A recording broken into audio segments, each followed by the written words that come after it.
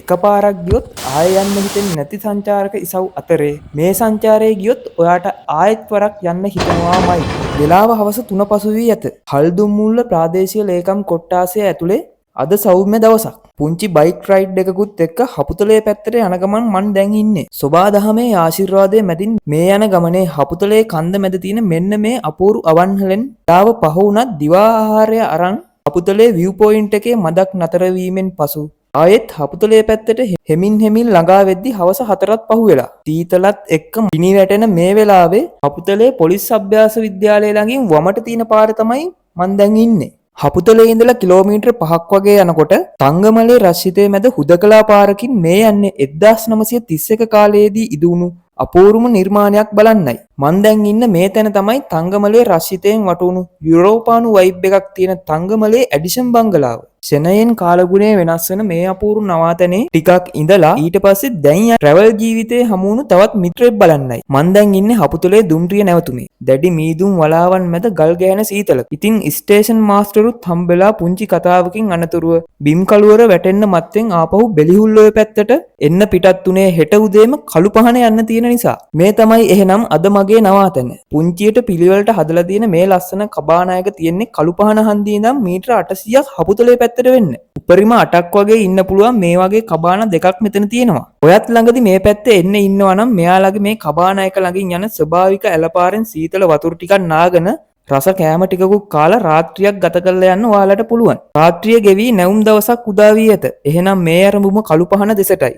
උඩවේරියේ වතුයායට යකාගේ පඩිපෙළ හරහා ඔහියට යන ලංකාවේ තවත් අමාරුම වගේ ලස්සනම පාරක් තමයි මේක. ඔයාට සිරි නරඹමින් මන් දැන් ලංකාවේ දියඇලි රජිනිය ආසන්නයටම ඇවිත් ඉන්නේ.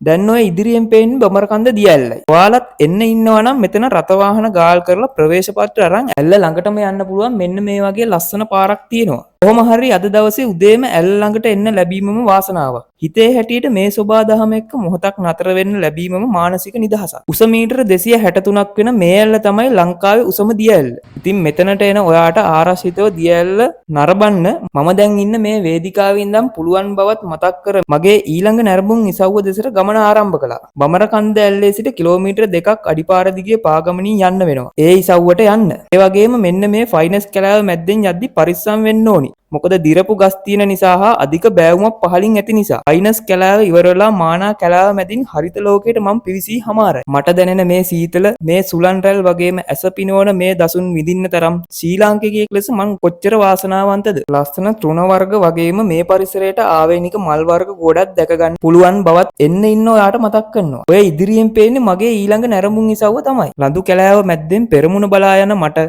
මේ හමුවන්නේ ලංකාව ඇතුලේ තවත් පුංචි ලංකාවක් තමයි. එහෙනම් මේ තමයි ලංකා ඇල්ල. ගොඩක් සංචාරකයන් බඹරකන්ද ඇල්ල ළඟින් හැරිලා යනවා. මේ මාර්ගය නොදන්න නිසා හෝ ඇවිදීමට ඇති කම්මැලිකම නිසා විය හැකියි. මොහොතක් නතර වී ලංකා ඇල්ලෙන් වැටෙන සීතල පිනිබිදු වල පහස විඳලා ගිය මගේම ආපසු රත ගාලට ඇවිත් මේ මාර්ගයේ තවදුරට ඉදිරියට යන්න පිටත් වෙලා ඉන්නේ. මේ වගේ පැත්තක පාරක ගියක් ගතට සිතට මාරම නිදහස් බවක් දැනෙන්නේ. කොහොම හරි බඹරකන්ද ඇල්ලේ උඩ සීමාව පසු කරමින් යන විට ඔබ මේ දකින දියපාර ඇසට හුරු ඇති කියලා මං හිතනවා. මොකද දැන් වැලි නැතත් මම මේ පසු කරන වැලිවංගුවේ කැම්පින් කරපු ගොඩක් අයගේ ජලාවශ්‍යතාවය සපුරා ගත්තේ ඒ දියපාරෙන් නිසා. ඊට වඩා දැන් මේ පරිසරය අලුත් වෙලා. මේ දවස්වල මේ පාර හදමින් තමයි තියෙන්නේ. දවල් 12ත් පසුවීමට ආසන්න නිසා මේ පාර දිගේ තව ඉදිරියට ගිහින් ආපසු හැරුණේ මේ සෝබාදහම් චාරිකාවට තවත් පුංචි විරාමයක් තියන්නයි. හරි එහෙනම් අලු පහන චාරිකාව අදට නිමයි. ආයෙත් එනවා මට මග හැරුණු තැන ගොඩක් ඇති. ඔයාලා දන්නවා නම් කමෙන්ට් එකක් දාගෙන යන්න වගේම එන ඔයා මේ සෝබාදහමට වින නොකර අනාගතය වෙනුවෙන් මේ පරිසර පද්ධතින් පණ දෙවෙනි කොට සුරකින්න කියලා මතක් කරනවා. එහෙනම් ඉතින් ආයෙත් හමු වෙමු.